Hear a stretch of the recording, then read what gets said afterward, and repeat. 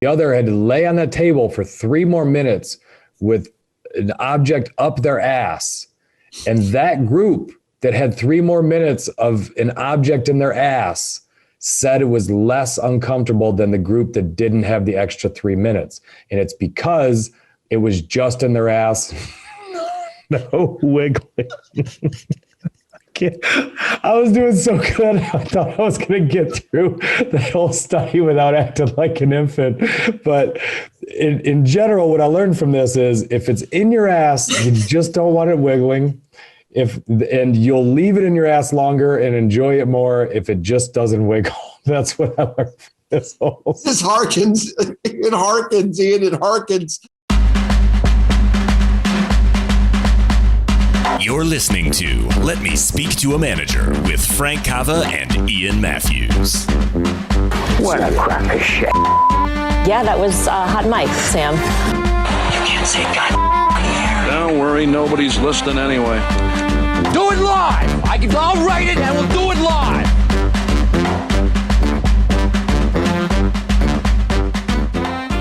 Frankie! Ian, you son of a bitch!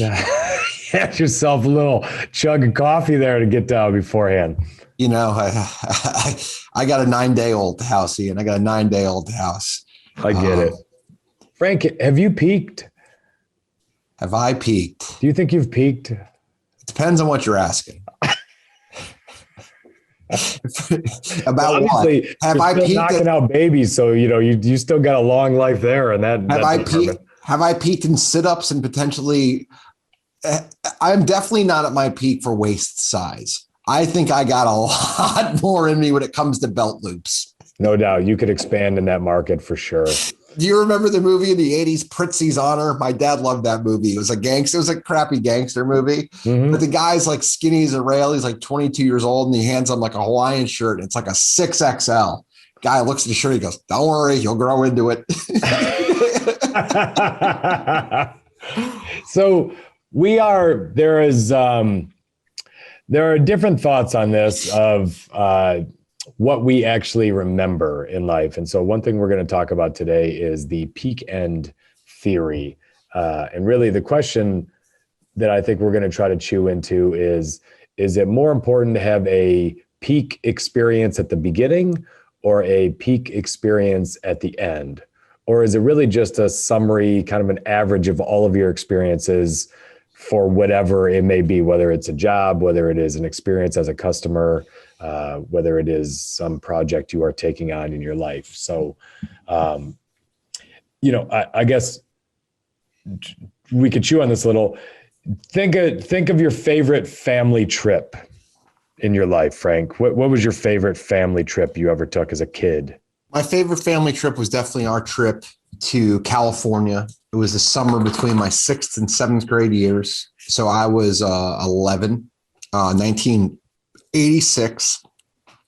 And for me, it was really cool because I lived in Florida. California was a long way away. It was kind of mythic. It wasn't something that was very similar to what we did every day. It was, the longest flight you could take and staying in the continental United States. It was really a really cool thing. And my mother, I think, had either never been or only been once or always wanted to go. Like there was something really special in it for her.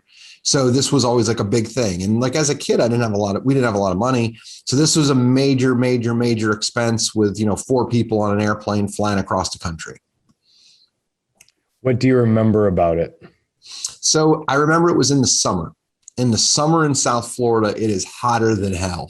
Like, the technical term for the heat in the South Florida summer is your balls stick to your leg. That's how hot it is. So we get to San Francisco, which is in Northern California, and there's a funny quote attributed to Mark Twain that says, "The coldest winter I've ever lived through is a summer in San Francisco."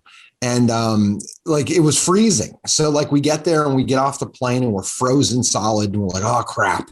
So we go directly to a trinkets shop and we each get like a San Francisco t-shirt, like a pair of crappy sweatpants. But what really was cool about it, Ian, is we also figured out where Fisherman's Wharf was.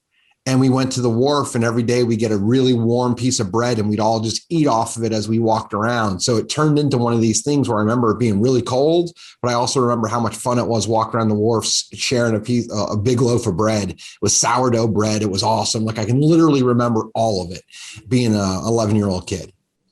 It's interesting. So my favorite family trip, I went out west with my family. So we drove from Michigan all the way out to California and stopped everywhere along the way. We saw the Mount Rushmore, saw the arches in St. Louis, kind of typical family trip where you see everything for 3 weeks. The old man got time off from the steel mill. And I remember random things from the trip. I remember throwing a rock into the Grand Canyon. I remember, being in the Great Salt Lake and walking like what felt like a mile, and you never got past your knees because the Salt Lake just doesn't end. And I remember laying on water and you kind of float on the top because it's so thick.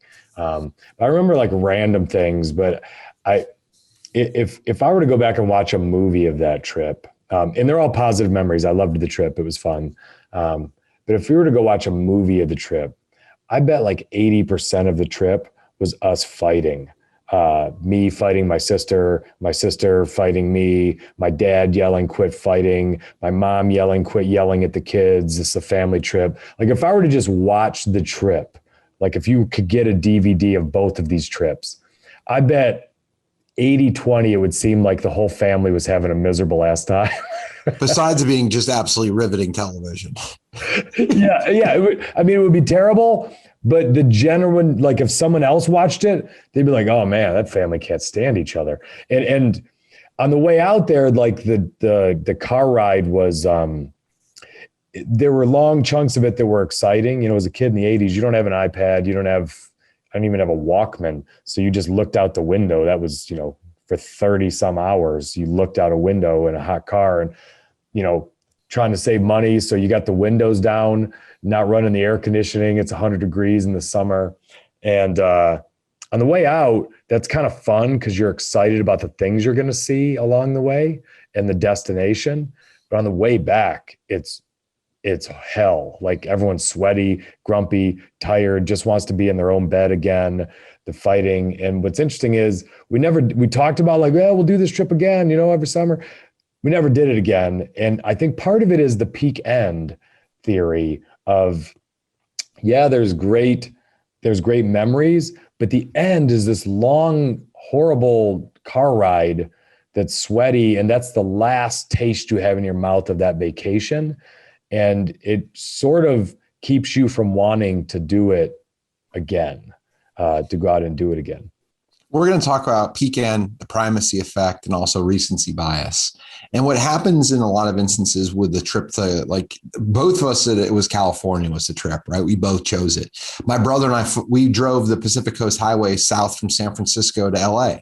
And my brother and I, that's a 10-hour trip. So we had a flight, which everybody got along fine, but the drive, we also fought because there's nothing to do.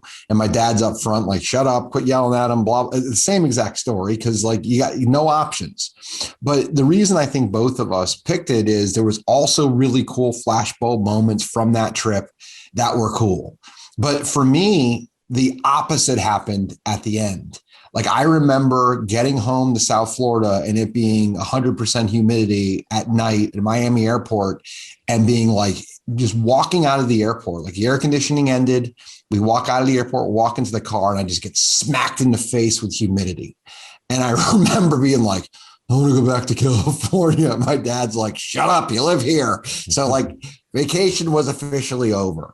And you and I have talked about that. Like we'll spring on, we're so excited to go to Vegas, but the way home from Vegas is going to blow because we're hungover and we're tired and we're fat and we spend a bunch of money. So like we have these things in our lives where it's like you start to realize like, okay, I can let momentum and inertia pull me in one direction. And the way back, I'm not going to have the tide at my back. I honestly think I have friends that will not come on Vegas trips anymore because of the flight back, because of how terrible they feel on the flight back after Vegas. I just lost $2,000. I spent too much on wine. I haven't slept for 3 days. I'm hungover and I got a 5-hour flight to think about, that they will not go on a 3-day Vegas trip, even though they know it would be a lot of fun and everything else before it is great, because they want to avoid the terrible feeling at the end of a Vegas trip, which makes sense. And you and I haven't gone on a Vegas trip since we were both, I was still single, right? So now I come home and I've got if I was to even pitch this, which I wouldn't, just for everyone's clear, with a 2-year-old and an infant, like, holy crap. Like, not only are you hungover and you're tired and you got all that to deal with at home. So it's like you immediately just arrive at the bad decisions because like, you're like, I'm going to avoid it, which prevents memories and prevents things. So sports is a big part of our lives. I want to get through this relatively quick. I'll go. Well, why don't you go first? What was your favorite sports season? I think let's just use one that's common to both of us. We both loved high school football. Yeah. But let's be real, Frank. 80% of high school football is terrible. Awful. Yeah. I did not like double sessions. I did not like August training camp. I really didn't even like lifting weights in the summer for the most part, because you remember benching. Everyone loves benching. No one likes doing power cleans and max weight squats. You wanted to throw up half the time. Practice sucks. You're getting your hand smashed between two face masks. You're doing the shoots, pushing a sled. I don't think I ever enjoyed one practice of football, especially the positions you and I play. We played line, dirty linebacker positions, guards. All I liked was the games in the moments. And I remember little flashbulb moments of games. That's all I remembered that I enjoyed. Most of it I hated. It's the camaraderie. So like my favorite actual season was maybe 7th grade football. And after you and I laid out this agenda, I started thinking about it. It really wasn't 7th grade. It was 7th and 8th grade. And what I liked about it was kind of the stuff that we all had camaraderie when we were playing. And what you do with time is you forget about all the bad stuff and you start to remember just a couple of flashbulb moments and you say, oh, that was a great period of time. But it really wasn't. It was kind of terrible. And high school football is the same way. It's the friendships and it's the memories and it's the flashbulbs, but it comes into the peak end theory that we're going to talk about here today. It's not the daily grind that was awesome. It's the few memories that you allow to wash over the rest of what it is that you were suffering through. And those are the memories you just desperately clamp onto. But what's interesting, Frank, the last thing, you remember the grind as something you enjoyed. And the only reason is because of the shared grind. Everyone did it together. We went through it. We helped each other. The inertia pushed us all through. We got through it. I've got some of those feelings from some jobs. Like some of my favorite funny memories are from awful markets where managers were doing dumb things and putting too much pressure on people. And the only thing you had in common was everyone was going through it together.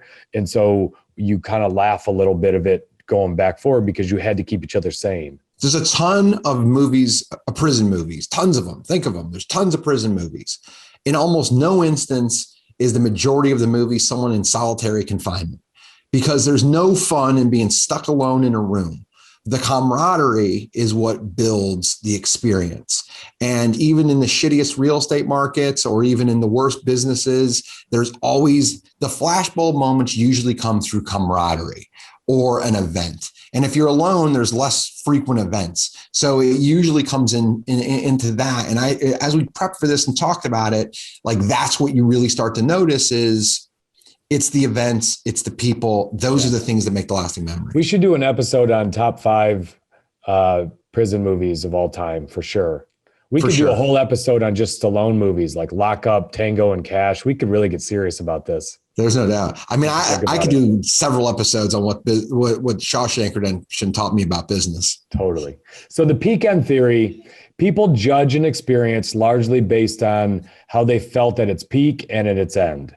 So rather than based on the total sum of all the average or individual moments, we remember and we value, those few peak experiences, and we remember the end more than just about anything else. And that includes the beginning. And Daniel Kahneman's a psychologist, has done a ton of work around this.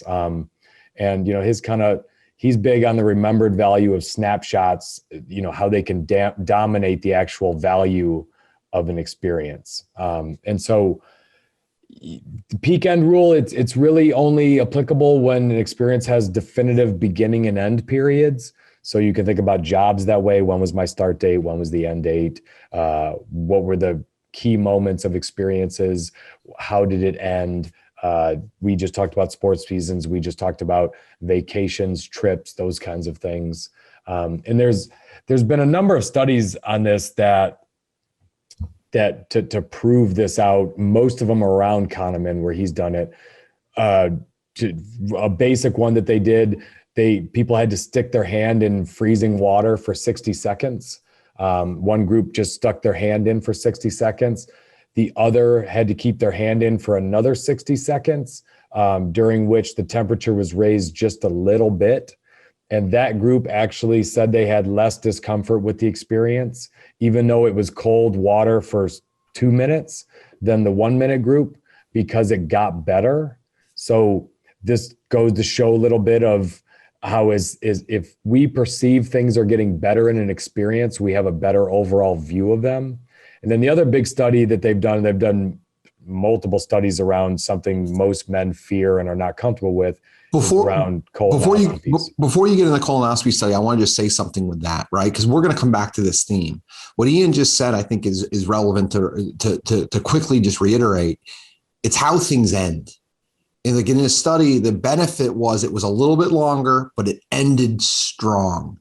So, and that'll be something we come back to. But keep going, Ian, with the colonoscopy study. So with colonoscopy, they took two different groups. One just got a colonoscopy, and then they had to fill out a survey of how terrible it was.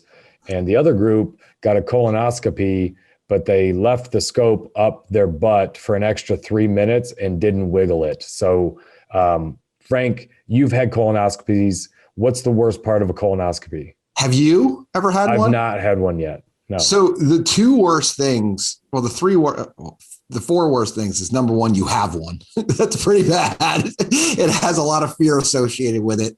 Number two, you've got something going in an exit, which I've not had happen to me before. So you have something plunged into an exit. Allegedly. Yeah, right. Then it comes out. And then the other part that really sucks is the moving around. And you because you can feel every bit of it. And so it's kind of scary. You go in there with all this fearfulness, and the wiggling is bad. So I've thought about this after I read this study, and I can think of how this would have changed the experience. Now, I'm not saying I'm going to run out and get another colonoscopy and say, hey, just leave it in there for a couple of more minutes for me. Let's just test the theory. But that was the part that was really the worst, Ian, is the moving it around is just, it's awful. Okay. So in this study, one group just got a colonoscopy, and as soon as it was over, they pulled it out, and that was the end. And then they did their review. The other had to lay on that table for 3 more minutes with an object up their ass.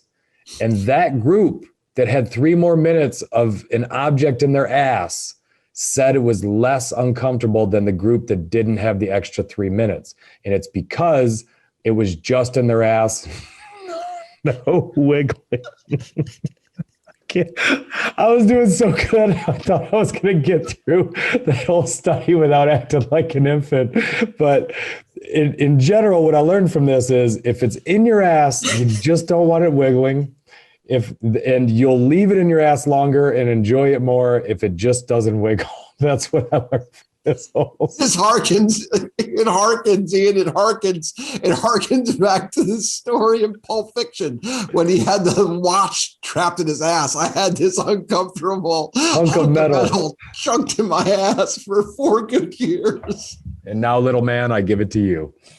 So again, another study that proves that if the ending is less discomfortable than the experience, you'll have a more favorable opinion of the overall experience. And so, there's different effects. So there's first impressions and there's last impressions. And the psychological terms for these are recency bias, primacy bias. So primacy effect is, in psychology, is just a cognitive bias that we recall primary information better when presented first than later on.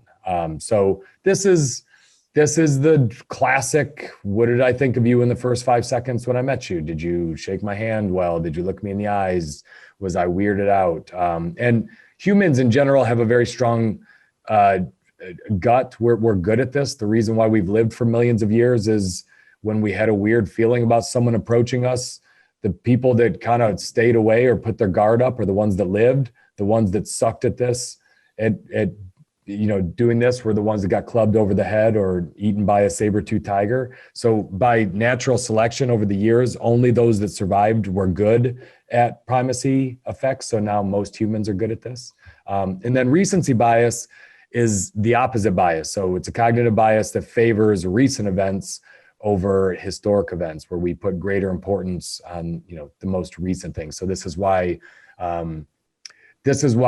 a trial that can be going terrible for a lawyer can be turned around by the final arguments, or at least so it seems. So those are the two definitions, and I've always believed that primacy effect was incredibly important.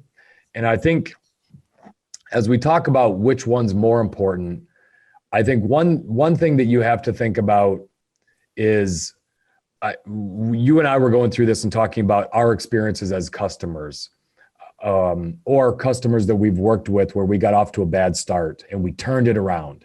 And it's really easy to say, see, recency bias is the most important, but there's a selection problem with that. What we don't know is all of the customers that we made a bad first impression on that never gave us the chance to go fix it and get a recency bias. How many of them selected out immediately, like, you're an asshole, I'm not going to work with you again? Right. And it's more than work with. There's all kinds of these things that happen in life. Like Ian will tell a story about our wives, but like, how many times have you missed even having a swing at the plate because you prevented yourself from even getting to the plate? And that's what we're kind of talking about, is like, it's very hard to calculate the lost opportunities, but it's real. Like there are absolutely lost opportunities that all of us have caused in our lives because of any number of things, but a lot of them can come back to your first impression was bad and you were just pushed to the side because of it. How was your first impression with Ellie, your wife? So we met at a really nice coffee shop in Richmond called Match.com.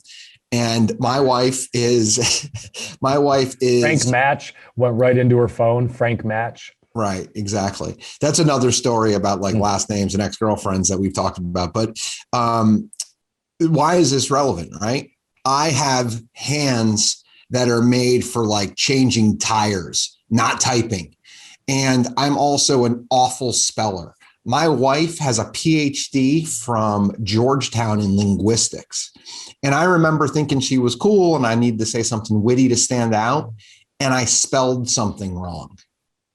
And she noticed it. And she used a big word that you don't normally use and you didn't spell it right. I mistyped it. I knew how to spell it. I just mistyped it. And we still joke about it. Like she looked at my profile and I seem like a Republican who is, incredibly American that can't type or communicate. And she thought I was a Neanderthal. And, 6 to 9 months went by where we could have met and she blew me off. Now, luckily, what happened for me is I happened to be out. She happened to be out. We were both out on dates and we saw each other and she thought I was more kind than, and she thought I had a good smile. So not too far after that, we decided to meet. That's how 21st century dating works. So we go and meet. And then she's like, wow, this guy's actually smart and he's strong and he lets me be who I am. All things I don't communicate well through written communication. But I almost lost that shot with her. But just by happenstance, I bumped into her in the universe and she thought I had a nice smile. So she gave me a second chance. But I almost didn't get that second chance with her. So similar with Jenny and I, my wife, I invited her to a fraternity dance, and it was like on a boat. We had like this big boat in Cincinnati where we threw this huge party on it, and so we were gonna have to drive. It's like an overnight. It was a big deal. So we dressed up. It was formal. And literally the day before, were supposed to go, or maybe the day of, it was crazy. She called and said, I'm like deathly sick. And my dad's coming to pick me up from Chicago. And, that would have all made sense if she wouldn't have done the same thing to one of my fraternity brothers like a year before. So I'm like, oh my God, I'm getting the DeSalvo treatment. This is awful. She did this to someone else before. I never heard this story. Yeah. So I'm like, I'm cordial on the phone, but in the back of my mind, I'm like, screw you. I can't believe you did this. You're dead to me. Found another date. I'm obviously one of the most available and interesting guys on campus. I had hundreds of girls that would have loved to have gone on this date with me. Clearly. Some with teeth, some had teeth. Amongst your strength is humility. Yes, no doubt. So I found another date. She tried to call me a couple times after to like apologize and maybe we can go out for pizza. And I was just like, no, I'm, done.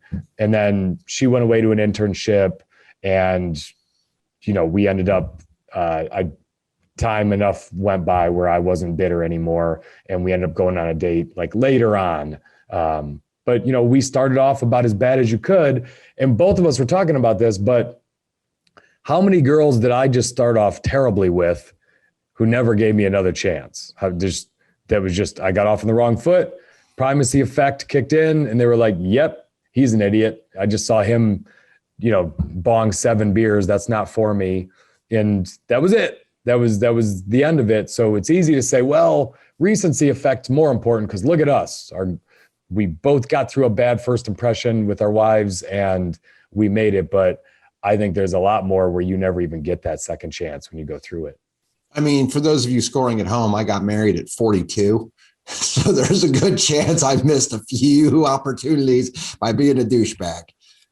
Yes, 100%. So, I think, but let's say you get off to a poor start, can you recover? And I have an interesting take on this in that I worked for a business where there was a serious incentive tied to us to use us. And so I spent a lot of time running a business where a bad first impression happened, but the customer couldn't just walk away easily. They had to kind of go fight to go get the incentive of money that they would have had to use us in the first place, working for a home builder with a finance company.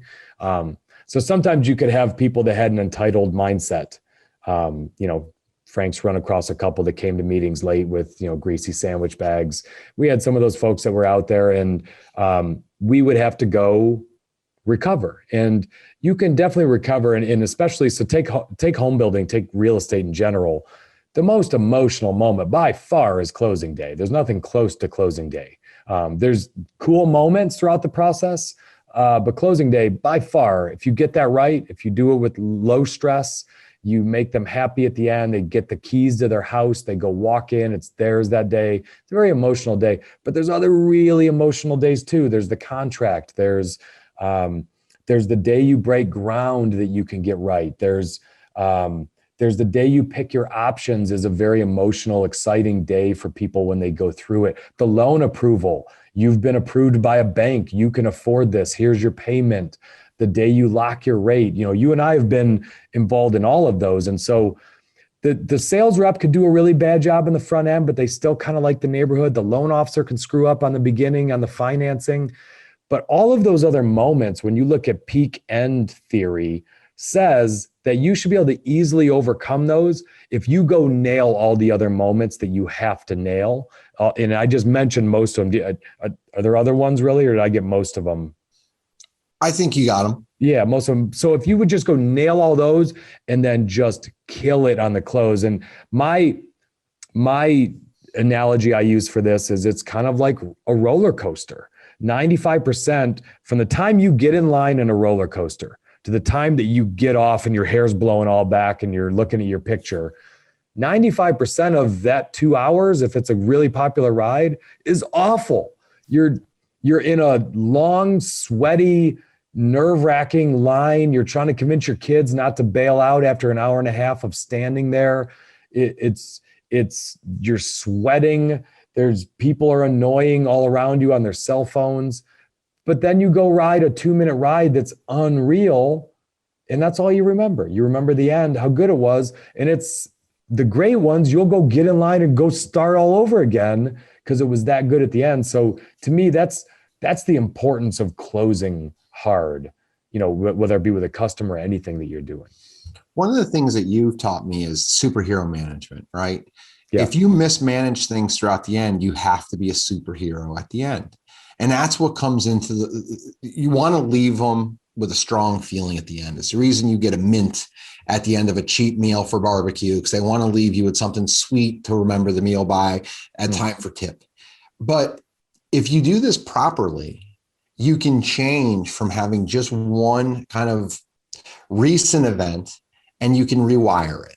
And in the home building process, there's so many things that are really cool that if they're properly celebrated, you can also overcome one bad experience and not have to be a superhero at the end. So as you look at this, like, how do I apply this in my business, or how do I apply this in my career? You can have a couple of flashbulb moments and not just a strong end. In the home building process, when you sell the contract, instead of just signing the contract that day, take a picture and then write a thank you card with a copy of that picture in it. When you break ground, walk them out on site and have them put sold on the site, have them be part of it. Like, you create memories for them. And if you do it the right way, it gives you more latitude to have mistakes in the process, and they're still going to like the overall part. And you can kind of preempt screw ups, because in home building, there's going to be screw ups. The other thing I would talk about that's really relevant, I think, is don't celebrate things with people with jargon. And what do I mean by that?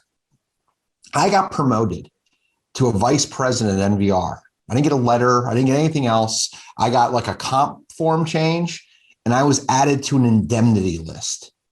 The indemnity list is basically, you're going to be signing things now, and you are not going to be held personally responsible if something screwed up because you signed it because the company screwed up. Yep. That was my notification that I became a vice president, an indemnity form.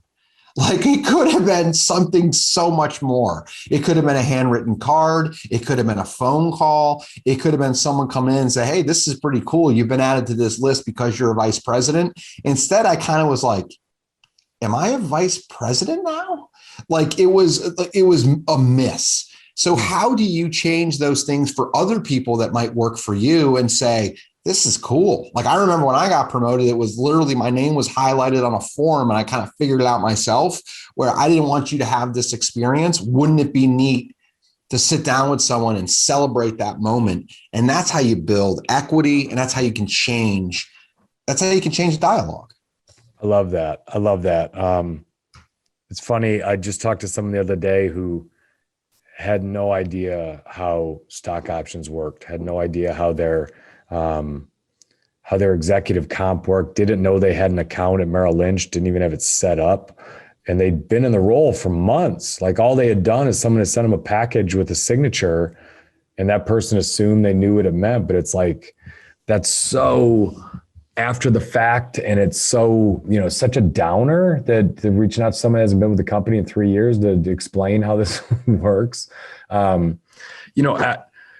I could think of this with companies as well as ones that can kind of come through. There was, we were on a family trip with Jenny's family, and the hotel line was a couple hours for us to get through their registration. They were just overwhelmed. They were missing people. They screwed up a number of things. Our room wasn't ready. They did send us up to a room. We opened the room, and they sent us to a room someone was already in. So we literally opened a door to someone screaming with a towel wrapped around her. Like, she had just gotten out of the shower and she's screaming, get out. And it was like traumatic. It was awful, right? Jenny's mom is freaking out. What the hell? Let's get out of here. Let's go find another hotel. And the manager got involved, and he was a really genuine guy. And he upgraded us to really good rooms with amenities. That night, he set us up for the dinner that night. He stopped by dinner personally, brought us out a bottle of champagne, comped it, just went out of his way to check in on us a few more times. And we ended up staying at that place the next year when we came back. And I think it was a great example of an awful first impression that was completely turned around. And it wasn't like he just threw a bunch of money at us. It was that showed us that he cared and he was truly appalled of what we went through. And we went and spent a lot more money at their hotel because of it. I find that to be so rare. Like, it's so rare that you have someone who can react to that and respond well. Nickel and I checked into a hotel and it was late at night. We get in there and like I had the key. I opened the door and I see like big Pepsi bottles on like a nightstand. And then 3 people just popped out of bed and like, ah! So like we closed the door and ran out.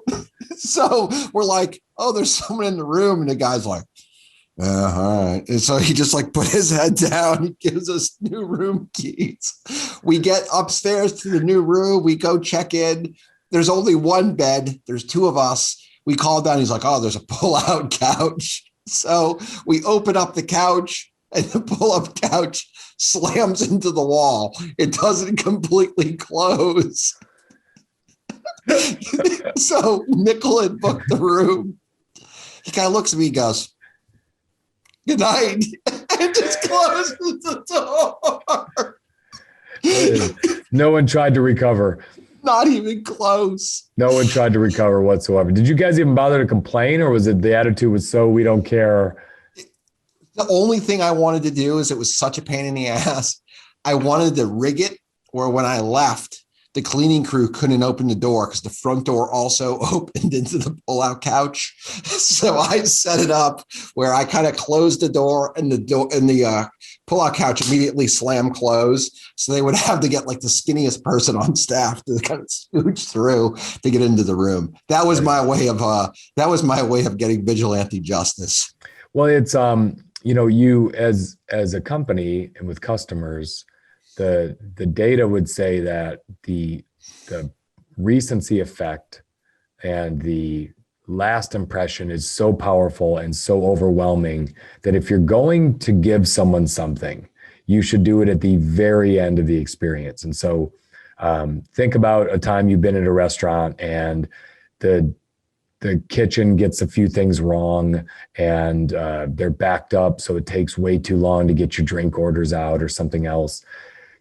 You almost never will hear a waiter or a waitress tell you mid-meal, we're going to comp something. It almost never happens. What will happen is at the very end, when they bring the bill out, they'll say, I'm sorry for some of the poor experiences. What we did was we went ahead and comped your first round of drinks, or those desserts were on the house. They tell you just before you are about to pay the check and give a tip, obviously, because they know that if they can finish strong, you're going to have a better memory and you're more likely to come back to that restaurant because that's the last thing you remembered. Exactly. And it's like, what I'm trying to think about here is like in a job interview, like I've said some things that I wish I hadn't, and I was able to kind of overcome it. And I was able to finish incredibly strong. And I got job offers from people because even though I'd made mistakes, and much of this was back in college, but you can really fix an early screw up if you do it right. And if you wrap strong and you leave a very favorable impression at the end. If you don't mind, I have a good example of this. Go ahead. One of my favorite hires of all time, she's from Venezuela, and English is not a strength. It's just not. She spoke it fine enough to get through the interview, but I could tell she was struggling in the interview to tell me the story she wanted to tell me because she wasn't comfortable with the words. And so, asking behavioral questions, you're asking for examples, things of that nature. And she was doing fine in the interview. She wasn't blowing my mind. She wasn't killing it. And you could see she was passionate and she was really wanting to do a great job. But I don't know, maybe I would have hired her, maybe I wouldn't have when we went through it. But at the very end, she said, we're getting ready to get up and, finish the interview. And she said, can I tell you one more thing about me?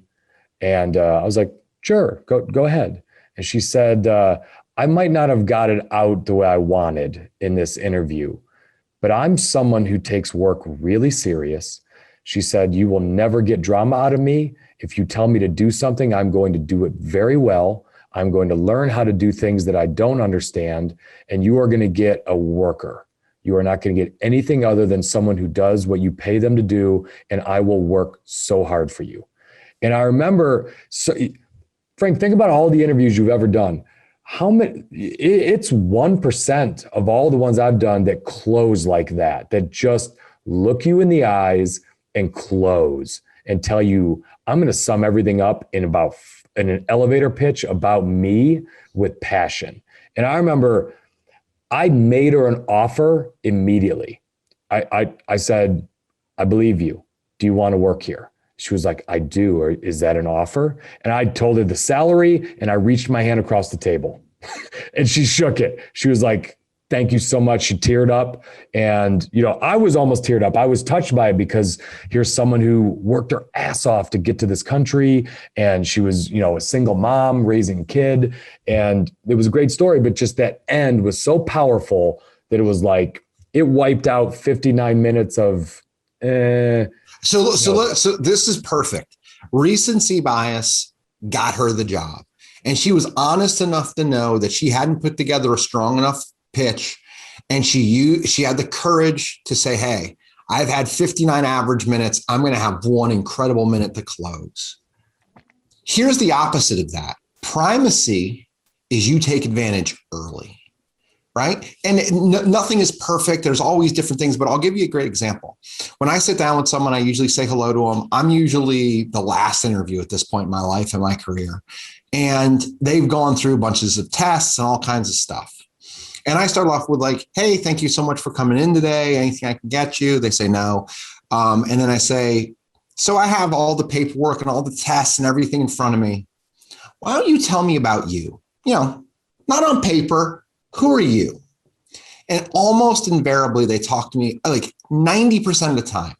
They talk to me about like their second to last and last jobs.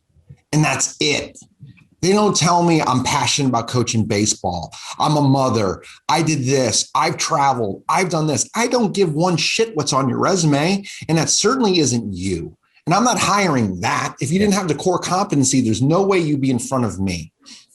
So if I want to read your resume, why did I schedule time to talk to you? I don't need to read your resume again. I read it. Exactly. And you are giving it an opportunity to utilize the primacy effect in your advantage. If you do this right, the entire interview is me selling you on why you should work for us. If you do it wrong, in the recency bias, you've got to just throw a haymaker at the end and hope like hell it lands so you get the job. But think about that wherever you are in your career and where you're at. Can you start strong?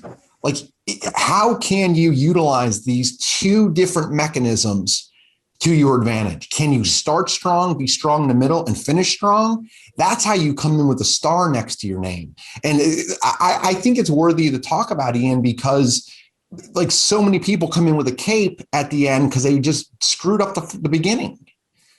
I think, so one, I love it. Let's stay on the interview thing for just one more minute. So based on everything we've talked about, kill it at the beginning, kill it at the end, have a few amazing stories sprinkled throughout, because if you don't kill it up front, some interviewers aren't trained well enough to not know that they might just blank out. Right. And especially the higher you're getting paid, the more they'll expect you to make a good first impression. So primacy effect, there's the study that people that were paying $4 or $8 for a slice of pizza, for those that paid $4, the first taste didn't matter as much. For those that paid $8, expected the primacy bias to be off the charts, because I paid $8. So if that first bite wasn't incredible, the whole experience is bad for me. Whereas if someone on $4, the first didn't matter. So the higher the money is for the job, you better kill that first impression, or they're going to think I'm wasting my time. They're not worth this kind of money when they come out. And so you want to nail both of them. But I think one other side on it, Frank, I've also had interviews where the first 20 minutes go great. They do coach baseball. They do connect with me. Maybe they Maybe they went to school in Michigan, right? Maybe there's some things that we laugh, we have some shared experiences, we get along, and they put their guard down, and they had such a good effect that they get a little too overconfident, and then they underwhelm me for the next 40 minutes. Yep. And they don't finish strong because they're kind of assuming I really connected well with this guy. I closed early, and then they close so soft that I don't want to give them a job. So I've had that happen with me as well, where someone killed it early, and then the more you get into it, you're like, there's no substance here. Yep. Yes. You can't be fool's gold and just pull it off with one or the other. The woman who had the language barrier that you talked about that finished strong, she was probably an average to above average interview. And then you realize because of enough experience that, hey, there's something missing here. And then when she did that, you're like, wow, she jostled you a little bit and then she wowed you. But if you're interviewing for something, you could wait to the last couple of minutes and try and resurrect it, or you can have a great plan. Flip this to a different side. Let's say you're a new manager listening to this podcast and you're sitting across the table from somebody who's clearly nervous, who's clearly a second language speaker. Give them the chance to reset the deck and get their best stuff out. You might sign off a candidate, which, say I'm not going to hire this person because of the fact that there was nerves or something along those lines. So it's all part of it. Think about how you can kind of course correct. If you screwed something up in your life, we've all screwed up. Like if it wasn't so bad that you got immediately fired for it, the screw up isn't the thing that is remembered. It's, do you screw it up again? Or do you learn from it? And if you learn from it, how do you memorialize and crystallize that? Like we've all had bad moments. We've all made bad things. Things would come out of our mouths we wish that hadn't. But what's the next dialogue? What's the next chapter in your story? And that becomes so important, because if you don't, you have to rely on recency bias or you're screwed. And that's kind of the superhero thing. And it's very hard to have a great career if you constantly have to just, save yourself from yourself. Yep. So let's look at this from a few different perspectives to close out now that we've got some of the information out. So if you're a manager of people, if you're a leader of people, you're a coach, you're a manager, you're a leader, you're a vice president, director, whatever you are, you have direct reports. I think what this tells you is you're only as good as your last at bat. So you're only as good as your last interaction. How people feel about you is going to be highly influenced and biased by the last conversation when they left your office. That's the way we go. And the term in this in psychology is interference effects. And all that really means is the brain, whatever newest information came into our brain tends to jumble previous things that came in. So an example I think that we could talk about is onboarding. And really, when you talk about, all of the studies say there needs to be a definitive beginning and end, Frank. So think about the recruiting process. There is a definitive beginning, the first time they applied for you or found out you had an opening job. And the end of the recruiting process is what? Probably start day, because until they work for you, you're recruiting. They could quit up until the day before they start. And so when I think about this, I think about how many companies screw up. They recruit, they interview you, they put you through a battery of tests, and they give you an offer, which the offer should be, I'm coming back to what you said, the offer for everyone should be a big deal. High energy, lots of noise, congratulations. Get multiple people to call and say how excited you are that you're coming onto the team.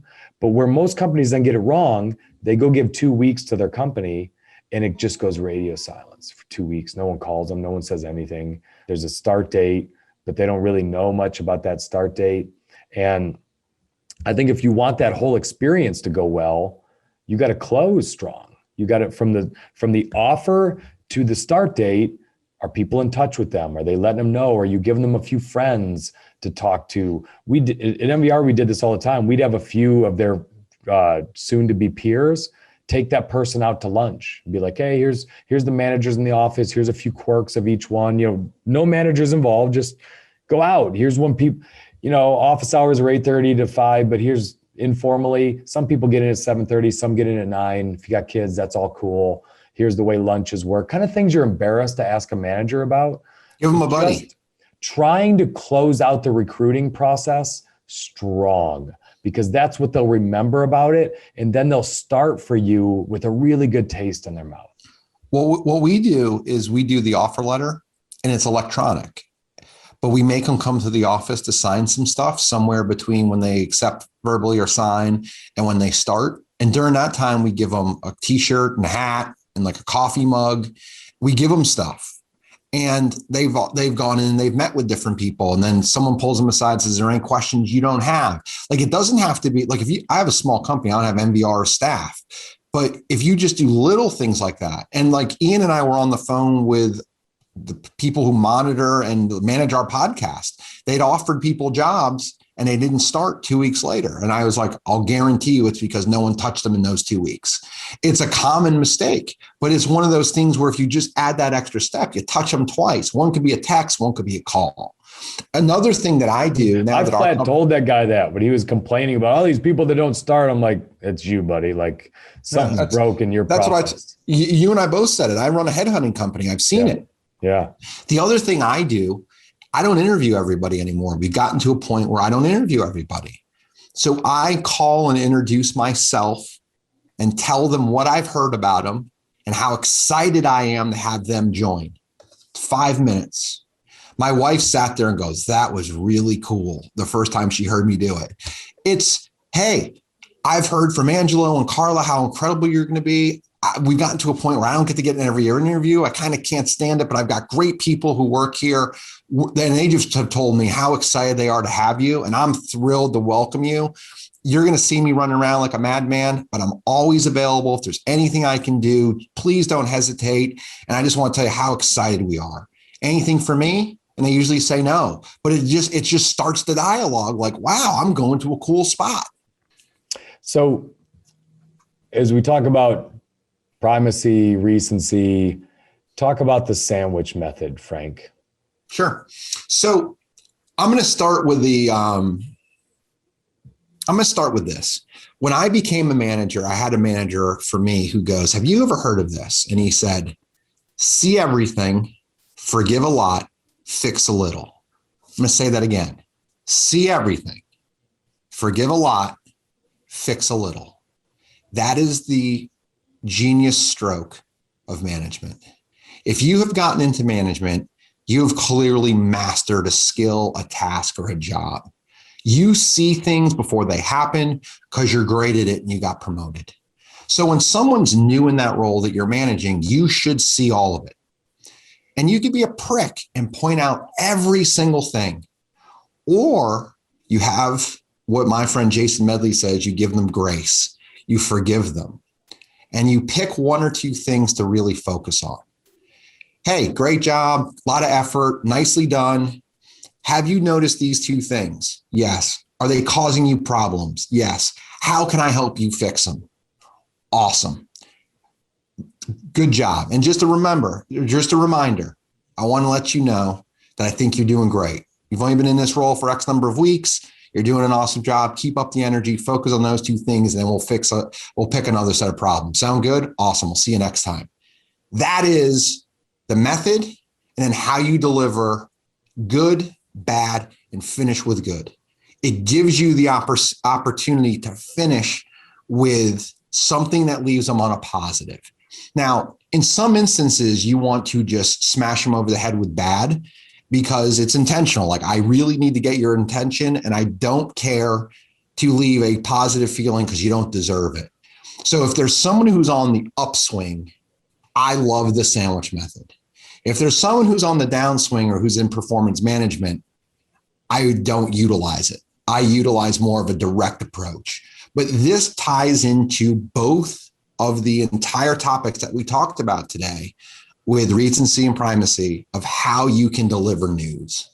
Yeah. So the sandwich method is you lead with something positive about the person. So I think you're a person with high energy who really cares a lot about deadlines.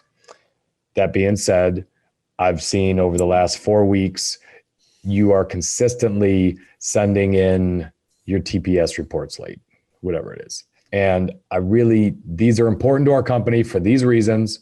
And I need your help in trying to fix this. Then you do some coaching. And at the end, you leave with something else positive. Again, I know you can fix this. You're clearly smart. You're great in these other areas. This is just an area that's holding you back. So you start with good, primacy bias. You talk a little bit about the bad, and you finish with good, recency bias. So it's a way that you use both of those. I feel like you have to be good at this to try it. And the reason why I say that is I've seen a lot of people do it, and it comes across as disingenuous. It comes across as someone saying, no offense, but that shirt makes you look fat, right? It's not, it's kind of a, when's the butt coming, right? So you have to be genuine in the good, in my opinion, for the sandwich method to be worth a damn. If you're going to lead with good, it needs to be genuinely good feedback that is applicable to that person. And you need to finish with genuinely applicable information. But I love your see everything, forgive a lot, fix a little. And as I look at those words, they don't all work together. So if you were to say fix everything, that's a micromanager. That's the worst person to work with. It's involved in everything. Most of the details don't matter. They're just annoying and trying to stay busy. Or if you said forgive everything, that's a pushover. You don't forgive everything. You forgive a lot, because I think in general, most people are getting paid. They're trying to do a good job. They're not trying to do a crappy job. So you want to forgive as many mistakes as you can. So see everything, forgive a lot, fix a little. I think that's an incredibly cool moniker to remember. That's a good one for most managers to go put on a Post-it note and hang it on their computer to see. My boss, who taught me that, learned that from a kindergarten teacher. I love it. It's perfect. I love it. It makes sense. So I think the last thing on managers, we talked about onboarding. We've talked about coaching, management, and general styles. I think this last one is really important that many managers get wrong that I've seen in my career. When someone gives you their notice, how do you treat them? And in general, I believe you should treat someone the same way on their way out the door as you did on the way in the door. As long as they didn't steal from you or do something terrible to another employee. Like let's take that aside. Let's look at 90% of people that are just leaving for what they think is a better opportunity. What happens with a lot of managers, they let their ego get involved. They take it personal. They think about how it's going to impact them and not the person who's giving them notice. And they either give them the silent treatment for the last 2 weeks. It's kind of a dead man walking around the office. Or they outwardly try to make their life hard for those 2 weeks, and they get around and they talk about that person to the rest of the team. So they talk trash about them. Can you believe it? And what they're trying to do is get the rest of their team to think this is a bad idea and you shouldn't ever try it. But Frank, when you've seen managers do this, when a peer of yours has left the company and your immediate manager then dogged that person, in your mind, what are you thinking? I'm thinking two things. Number one, that person's full of shit. And number two, what are they going to say about me when I'm gone? Yeah. How are they going to belittle my performance? Yeah. Especially what I always find cute about this is the same manager who 3 weeks ago in a meeting was extolling the greatness of this person. And now that they've left, they were never any good anyway. And it kind of brings out their real colors of, you will definitely dog me the second I give my notice. So you need to respect the deceased, right? Is kind of something that comes through this, or a moment of silence for the deceased. When someone turns over in a career, I handle it similarly to that. Like, hey, it was a good fit for a while. It's no longer the same fit. We decided to part ways for these reasons. So we let someone go yesterday, and we did it in a way that was respectful, but we gave him the ability to kind of exit in a way that was, respectful. But on today's team call, I said, hey, so-and-so is not with us anymore. We loved him when he was here. He was a great guy, good contribution. There was two things he didn't do well that I think many of you felt. And that's the reason. We need to embrace the technology that we're bringing on board. And we need you, if we ask you to utilize something, to utilize it because we think it's for the betterment of the company. And we didn't have that with that person, but that's the direction we're going. So every now and again, what we do is we keep it respectful of the human and talk about what we really want to talk about, which is you got to embrace the tech because it makes you more effective. And if you're not, come to us and say, hey, I've got a real problem with this because you can't keep up. Because that's part of it. It was respectful yet, but I've seen it go the other way where it isn't respectful. It's like you're supposed to have amnesia from a former incredible performer who now isn't with us. So you just turn your back on them completely. I mean, NVR did that all the time. From a recruiting standpoint, you want to make the way they exit. I hired so many people back who made mistakes, went to a company that wasn't as great as the grass wasn't greener and they were great employees. You hire them back, but you don't hire those people back if you treat them like dog crap on the way out. So treat them well. And even if they don't come back or you have some stated policy where you don't rehire people, which is ignorant, that you want them talking to other people about your company well. So if someone says, hey, I'm thinking of working at MVR, you worked there. You want to be like, oh, they got a great management team there. They were really great to me. Because they will remember their last experience stronger than the other 7 years they even worked for you. If you make it bad or good, their thought process of you as a company will be that last memory. Yep. I'll close it with these two things about this and we'll get into the summary. So if someone's doing an exit interview, they got nothing to lose. So they might throw some haymakers, but they might also give you some gems. And if you're humble enough to listen, you can potentially implement those into your business or into your practices to make yourself better. In addition to that, if you leave that person with a good feeling, hey, I work there, it wasn't the right job for me, but it's a great place to work. They supported me after I left. They checked in on me, something like that. They become positive mouthpieces. If someone's a scumbag and they stole, you don't need to do that. You don't want their friends anyways. But with that kind of a person, the vast majority, you leave them and send them off in a way that is respectful, that shows that you value them as a person, even though if they didn't do the job great. And I wish you nothing but the best, and I'm here for you. In our careers, Ian, I mean, we get hundreds of people reaching out to us that we had to let go or had different things happen with because we did it in a way where in the end, it was probably the best thing for them anyways. Yep.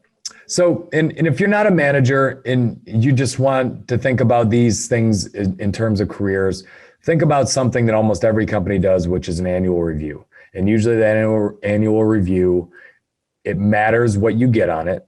It matters what score you get, what's written about it that goes into your permanent file. Your raise is probably based on future promotions, things of that nature. Frank and I have reviewed hundreds of annual reviews that managers who have worked for us have completed as, second level reviewers. And what I always find fascinating is the examples that are used throughout the entire review are heavily skewed to the last 3 months. That's not because they're lazy. That's just because they're human. That's the way a manager's brain works, the way as anyone else's brain works. It's harder to recall information from last March than it is from February right now, right? Like 2 months ago. It's just, you're going to remember the more recent stuff. So as an employee, it is important that if you are going to be on projects, if you are going to raise your hand to take on extra responsibility, do it at the end of the year. Do it close to review time. Do it close to the big moments. If you know there's going to be a panel interview coming up in 30, 60 days for an open position, go do something spectacular in the meantime. They're going to remember it more. Get on a program, do a presentation, offer to go speak at something. Get involved just before a decision is about to be made. And that decision often has to do with your money. This was used really well in country music. And I'll just tell the story really fast. I'm a huge Kenny Chesney guy.